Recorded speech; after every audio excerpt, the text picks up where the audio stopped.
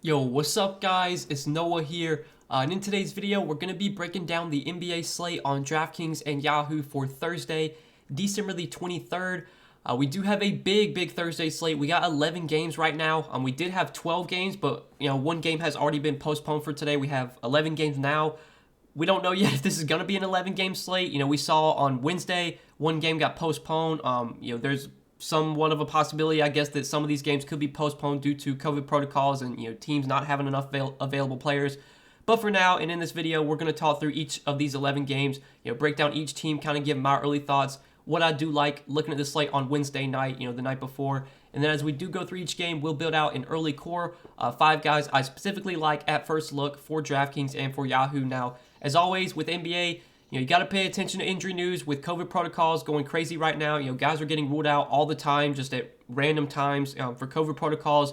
You got to pay attention to that. You can never set your lineup and forget it in NBA. Always got to pay attention to injury news and stuff like that. So if you guys want more updated content from me, if you do really enjoy these first look videos, you want more of my updated content, I do provide that over on Patreon. You can check that out, link down below in the description.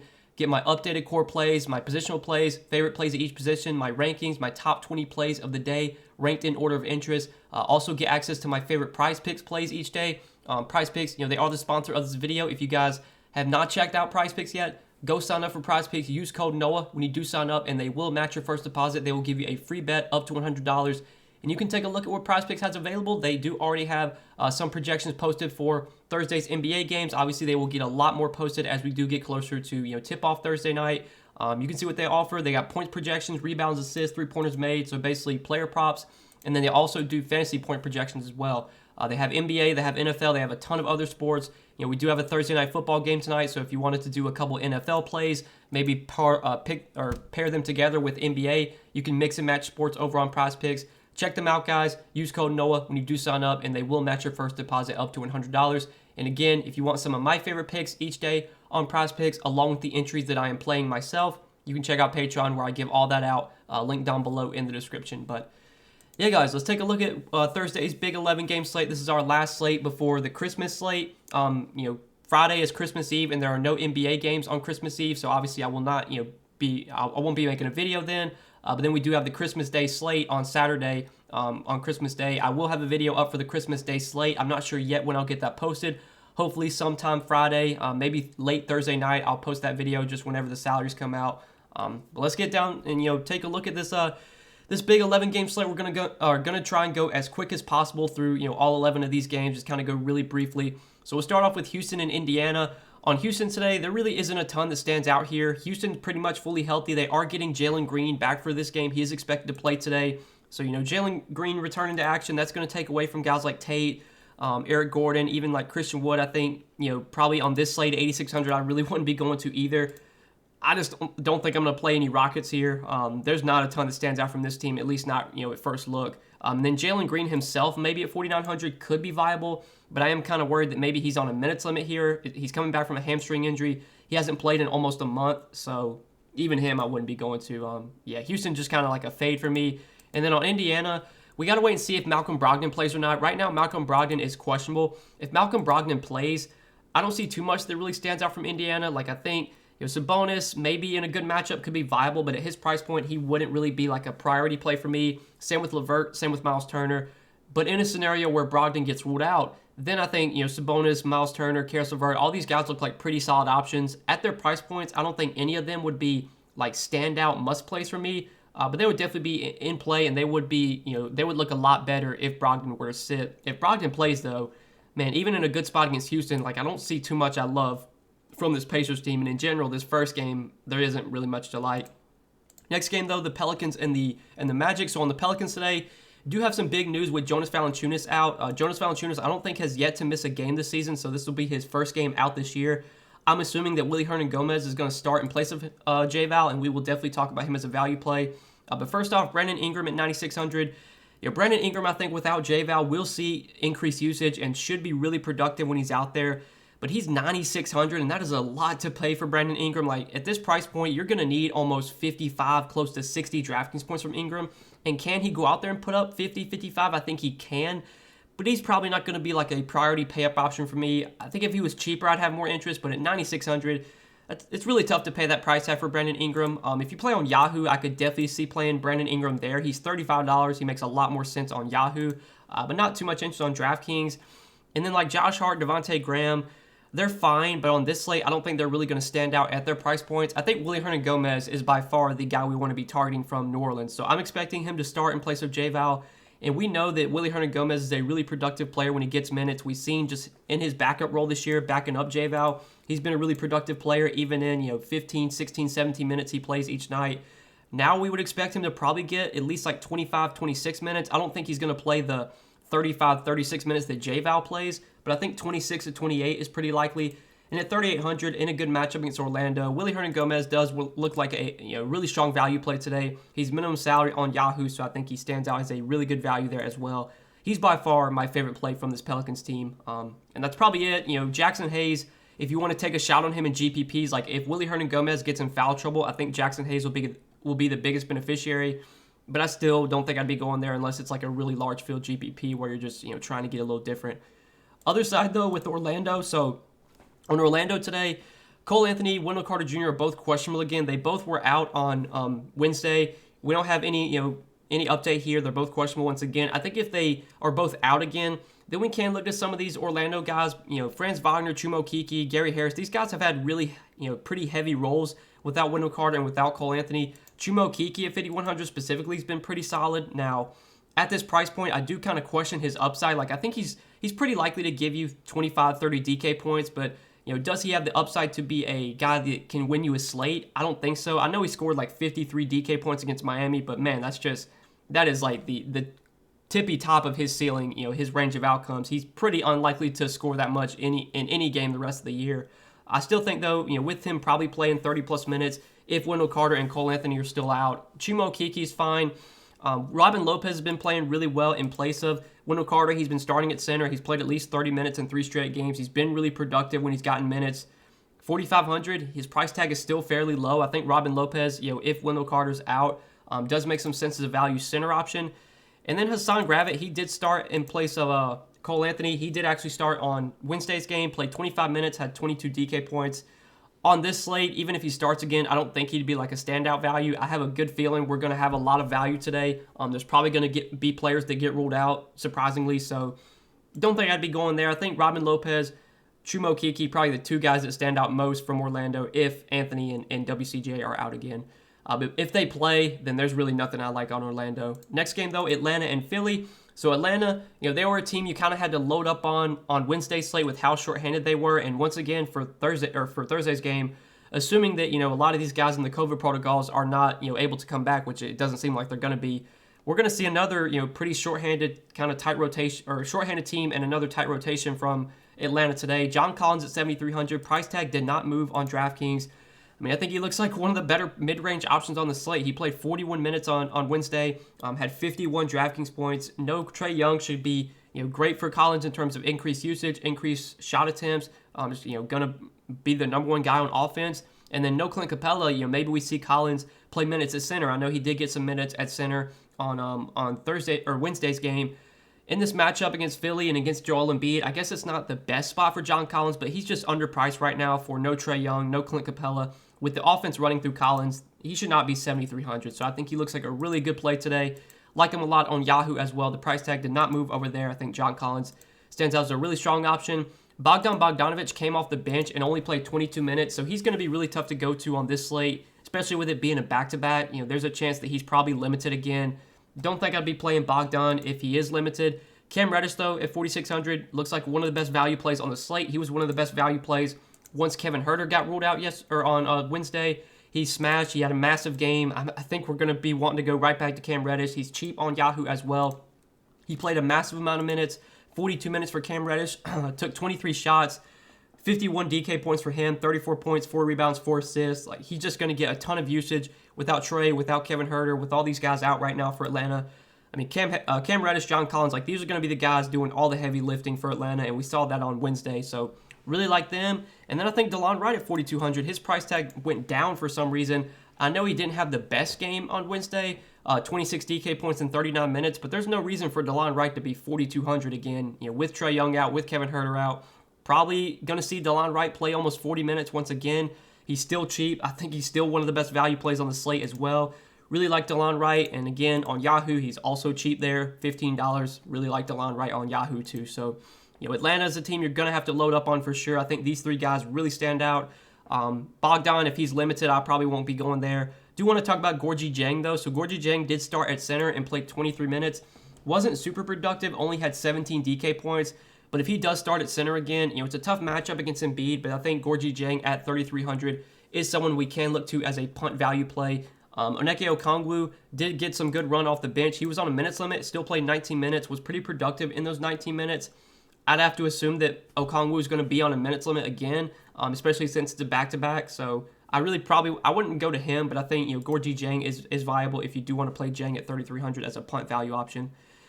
But that's probably it from Atlanta. I think that's really the only guys I'm looking to here. So we can talk about Philly now, and on the Sixers, there really isn't much that stands out from Philly. Joel Embiid's $12K. It's really tough to pay that price tag for Embiid here. I think he's got upside in this matchup, especially without Capella out there, but don't love Embiid at his price point. Same with Tobias Harris, same with Seth Curry. Like, all these guys are super, super expensive. It's hard to really be prioritizing anyone from Philly right now with how all these guys are priced up. I don't see too much that really stands out from the Sixers. So next game, Detroit and Miami.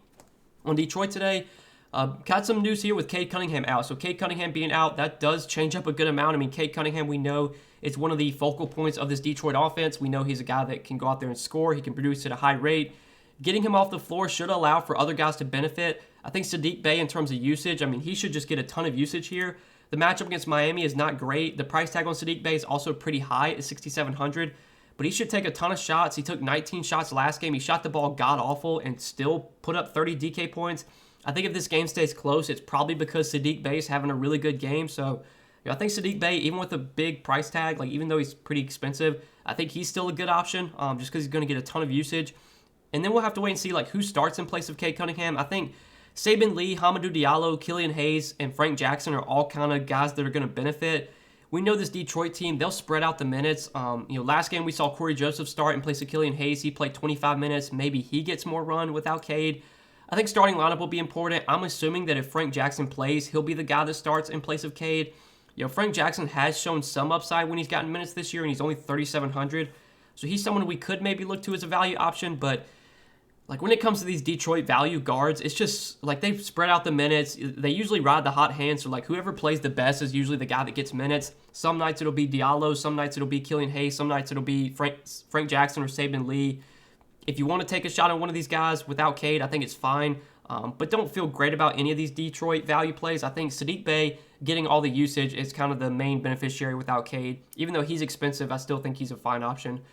Now on the Miami side, looking at the Heat here. So Kyle Lowry, 8,500, should continue to have a really heavy role without Bam and without Jimmy. His price tag, though, on this slate, I don't think Kyle Lowry really stands out at 8,500. I still think he has upside, but I doubt I'd be paying 8,500 for him on a big slate like this with so many other good plays. Tyler Hero at 6,800 just hasn't been that great lately. He did have a pretty solid game last game in only 21 minutes. It was his first game back from that, I can't remember what injury he had, quadriceps injury. He was out for 8 days and then came back, played 21 minutes off the bench, had 37 DK points, was really productive. Price tag is 6,800 on this slate. I don't think Hero's really going to stand out. But without Jimmy and without Bam, there's going to be opportunity for Tyler Hero. I still think he's viable. Dwayne Dedmon, I thought he was going to play a lot last game, but he only played 20 minutes even without PJ Tucker. I thought maybe PJ Tucker being out would be good for Dwayne Dedmon. He still only played 20 minutes. I know it was a blowout. But Dedmon on this, I just don't think I'm going to be playing many Miami guys today. It's an 11-game slate. There's so many standout plays today, so many shorthanded teams. I know Miami's kind of shorthanded as well, but a lot of the price points have kind of adjusted at this point, and there's just not a ton that I love on the Heat today. So we can move on to the next game, talk about Washington and New York. So on the Wizards, there's not a ton that I love on the Wizards either. For this team, Bradley Beal, 9,800.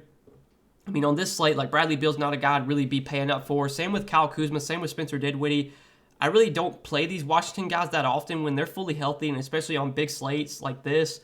There's just not much that stands out from the Wizards. KCP's out, so we probably will see Denny Avdia start, but on this slate, 4,200, I don't really want to be playing Denny Avdia for value.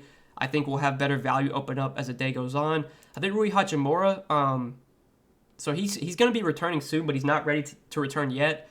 So I guess we don't really need to talk about him, but he is going to be back soon, which that's definitely going to hurt guys like Montrezl Harrell, Daniel Gafford. But obviously, with him not playing for Thursday, we don't really have to talk about it. So that's really it for the Wizards. I don't see too much that stands out here. The price tags on most of these guys are not that appealing, and the matchup against the Knicks, I would say, is not the best either. But then on the Knicks side, so we do know Derrick Rose is going to be out for a while. He's going to be out for a couple weeks. But we do have to pay attention to the guys that are out right now for COVID protocols. So RJ Barrett, Quentin Grimes, Kevin Knox have all been out with COVID or for COVID protocols, and we don't really have any update yet on if they are going to play or not for this game. If they remain out, I think we can look to some Knicks guys. Now, again, this is another team where the pricing is where it should be. Like, nobody stands out as being way too cheap. But Julius Randle should have a really heavy workload, should be playing a ton of minutes. I mean, he's been playing around 40 minutes a night in close games. The Wizards are a team, they've been good defensively this year, but you can definitely beat them down low with big men. Guys like Julius Randle can have a lot of success against this Wizards team, so I don't mind Randle as like a deep field or a deep, kind of punt play, large field GPP play if you want to go there. I think Kemba Walker at 5,900 with Derrick Rose out again. Kemba should start. I mean, he should play a ton of minutes. The last two games he has started, he's played 37 and 40 minutes, and he's been productive as well, 43 and 41 DraftKings points. Now, if RJ Barrett returns for today, I guess that'll hurt Kemba a little bit. I'd assume Kemba's still going to start. I think Kemba's going to be the starter while Derrick Rose is out. But we'll have to pay attention to starting lineup here. We'll have to pay attention to some of these other guys that are out right now. Like if Barrett returns, if Quentin Grimes returns, if Kevin Knox returns, these are three more guys that are going to add back into the rotation, which would make this a little bit trickier. But if all these guys are out, we should see a pretty tight rotation for the Knicks once again. And that would make Kemba Walker a pretty decent play at 5,900. I think even Evan Fournier at 5,800 would be fine. He's also been playing a ton of minutes, over 40 minutes in the last two games. I would want those guys to be out again in order to play Fournier. But if they are, I think Fournier becomes viable. And that's probably it from the Knicks today. So we can move on to the next game, talk about Milwaukee and Dallas. So Milwaukee is a really tricky team to kind of gauge right now. So Milwaukee, we saw last time they were on a back-to-back, they rested everyone. Drew did not play out of nowhere. Like Drew, they didn't even have, Drew wasn't even on their injury report, and they just didn't start him. Chris Middleton was probable, and then he didn't start either. This is just a really tricky situation. We don't really know what Milwaukee's going to do here.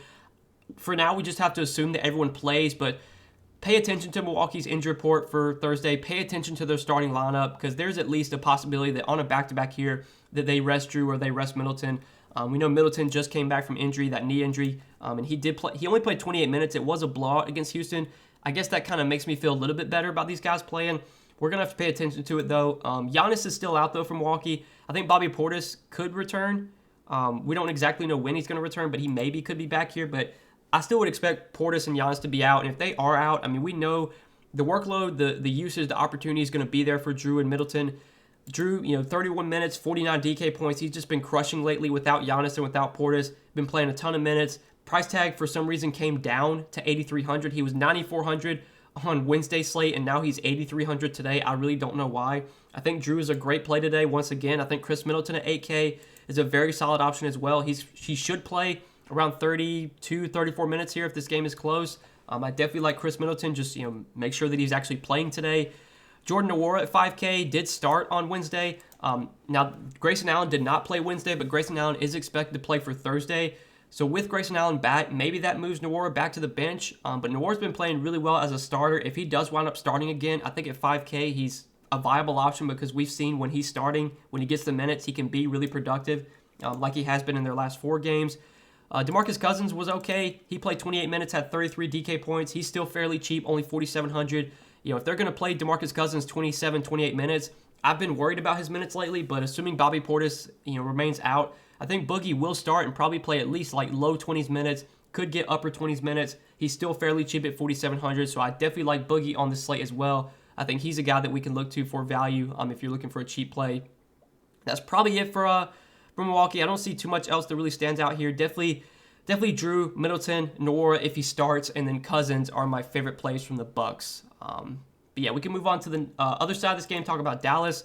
So Dallas, Luka's out, Tim Hardaway's out. They're out for COVID protocols. Trey Burke got put in COVID protocols as well. Porzingis is questionable once again. Porzingis was out last game. We don't really know if Porzingis is going to play today. I'd assume he's going to play. But if he doesn't, that's going to mean heavy workloads for Jalen Brunson, heavy workloads for Dorian Finney-Smith, Sterling Brown even played a lot of minutes last game. He played 32 minutes or 33 minutes. The price points on all these guys have come up, so I don't think they're like standout plays today. But Jalen Brunson last game, I mean, he played 40 minutes, had 48 DraftKings points, was really, really productive.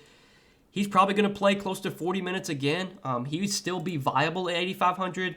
Dorian Finney-Smith is not a guy that really offers a ton of upside. He should play a ton of minutes, but at 5,900, I think his price point's gotten to a point where I don't think he really stands out anymore. Sterling Brown is up to 4,700 now, so I don't love him at that price point. Dwight Powell, he only played 21 minutes, even with Kristaps Porzingis out, even with Maxi Kleber out, so really hard to feel good about him at 4,100. It's probably it from Dallas. I think really, Brunson, even with that high price tag, I think Brunson's still a fine option, especially if Porzingis is out. Now, if Porzingis plays, then I'm not really excited about anyone on Dallas. Most of these guys would just be like tournament plays at their price points. There wouldn't be a ton that stood out to me from this Mavs team. So we can move on to the next game, talk about Charlotte and Denver. So on Charlotte today, pretty much fully healthy. The only guy they're missing right now is Cody Martin. So there really isn't much that stands out from the Hornets right now. You're just kind of looking at like tournament plays, low-owned guys. Gordon Hayward, Miles Bridges, LaMelo, Rozier. They're all priced where they should be. The matchup against Denver is not the best. I really don't think anything stands out from Charlotte today. Mason Plumlee, maybe at 4K we could go to. Like I've been saying, at some point Mason Plumlee is going to play like 30 minutes. He did get up to 26 minutes last game against Utah. I think going up against Jokic, Mason Plumlee is like their best shot at stopping Jokic. I don't think they really want PJ Washington out there too much or anyone else. So I want to say that Plumlee plays like 28, 30 minutes today, and if he does at 4K, he could be a decent value. But on this slate, I don't think Plumlee would even stand out as a top value play because there's going to be just so much value. Now on the Denver side, Nikola Jokic 12-2. I mean, I love Jokic today. I love the spot for him against Charlotte. Has yet to face Charlotte this season, but man, like this should be a spot where Jokic dominates because Charlotte has really no answer for him. They've been terrible defending bigs this year. We've seen a lot of bigs do really well against Charlotte, and Jokic should feast. Now, I know he didn't have a great game against OKC. He literally had one of his worst games of the season against the Thunder on Wednesday night.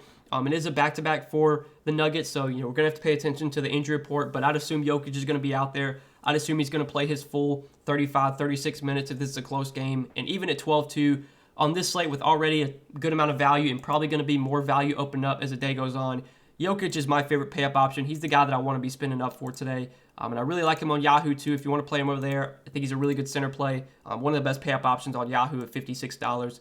Love Jokic, and then the rest of the Nuggets I'm pretty much off of. I really don't play anyone else on the Nuggets when Jokic is in, and I don't think I'm going to be playing anyone else today. So next game, Minnesota and Utah.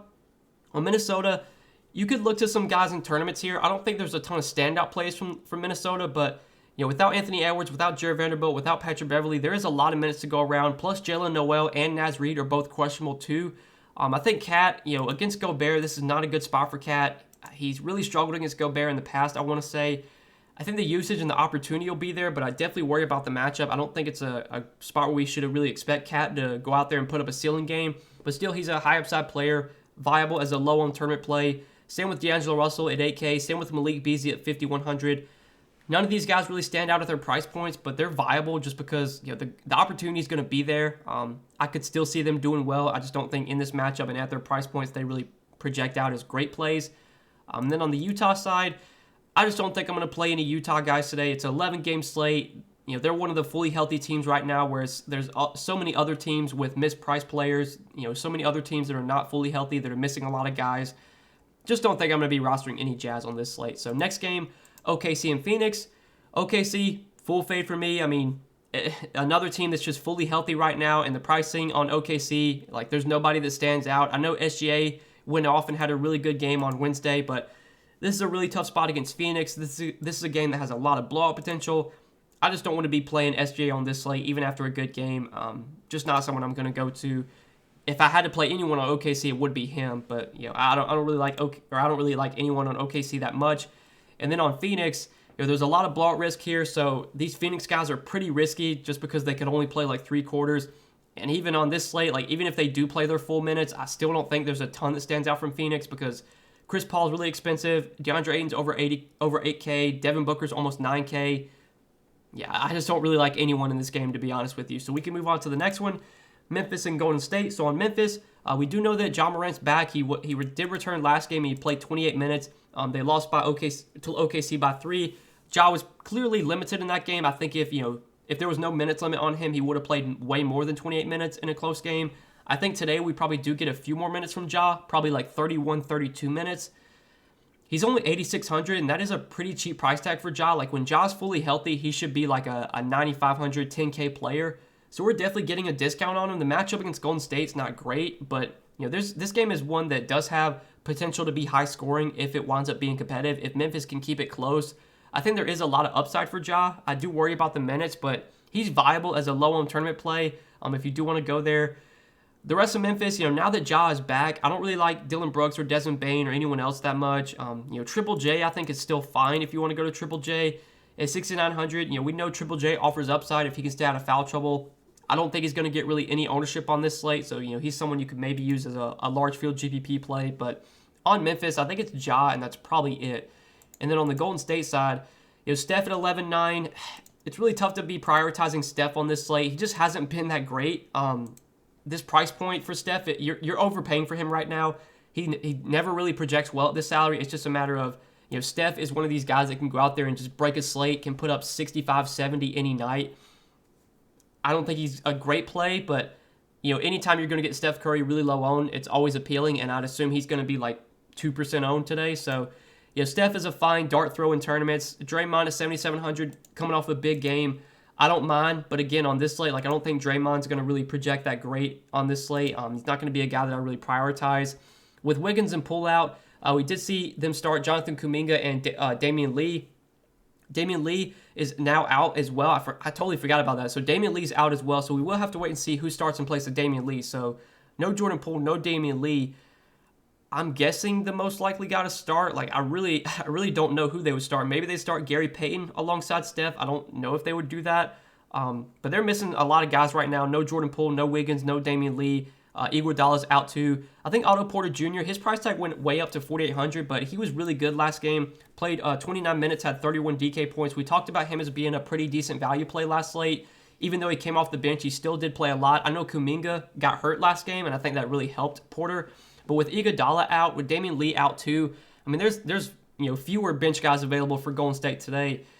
4,800, he's not really a great value play, but I think maybe on the late slate, Otto Porter is someone that I would consider. I think if Otto Porter winds up starting, which could happen, he would definitely be a better value option. We've seen Otto Porter be really productive when he does get minutes, but not a standout option on this slate. I don't think there's too much I really love from Golden State in general, but it will be interesting to see what their starting lineup is. I'd assume it's going to be Curry, Draymond, Looney, and then probably Kuminga again, and then we'll have to wait and see who starts in place of Damian Lee since he started last game and now he's out. But let's move on to the last game of the night, the Spurs and the Lakers. So on the Spurs side, the pricing on the San Antonio is where it should be. There's no standout plays in terms of price tag, but the matchup is really good. The Lakers have been playing at a really fast pace this year, so I think Dejounte Murray as a tournament option makes a lot of sense. He has crushed this year against the Lakers. They've played twice, and in those two games, Dejounte Murray's averaged 66 Draftkings points. He's played 39 minutes. I think one of those games did go to overtime, but still, Dejounte's done really well against the Lakers this year. I think it is a really good spot for him. We know Dejounte Murray has massive upside, can put up 60, 70 Draftkings points any night, can go for a triple-double any night. So I definitely like Dejounte Murray in tournaments. I think Jakob Poeltl as a tournament play, a low-owned option, makes some sense. He had a massive game as well. Last time these teams played 53 Draftkings points in 37 minutes for Jakob Poeltl. If you want to go there in tournaments as a low-owned option, I'm fine with that. And that's probably it from San Antonio. And then on the Lakers, LeBron at 11,300. Probably would rank him behind Jokic, but I think LeBron is definitely a solid pay-up option here. We know Anthony Davis is still going to be out, so without Anthony Davis, the workload for LeBron is going to be massive. He's going to play 36, close to 40 minutes if this is a close game. He's been really, really productive this year when he's been on the floor. Obviously, without AD, you expect the usage and the upside for LeBron just be even higher. You expect his workload to be even heavier. So I definitely like LeBron as a pay-up option. I still would put him behind Jokic, but I think LeBron's for sure in play. Westbrook, I don't really like at his price point. Just hasn't been that good this year, especially when LeBron's in the lineup. Like Westbrook's best games this year have come when LeBron's been out, so I don't think I'd be playing him with LeBron playing. THT, Carmelo, Dwight Howard, none of these guys really stand out. I think Dwight Howard actually got a DNP last game. I don't even think he played last game.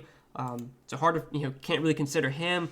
Isaiah Thomas went back to the bench. He didn't play a ton of minutes. He only played 26 minutes, wasn't very productive. So On the Lakers, I think it's just LeBron, and that's it. Like, I don't think I'd really be playing any other Lakers today.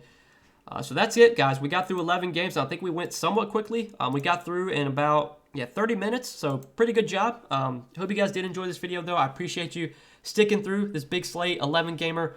If you did enjoy, guys, please do hit the like button down below. As always, I do appreciate the likes. Hit the subscribe button as well if you have not yet. And go check out the sponsor of the video, PrizePicks.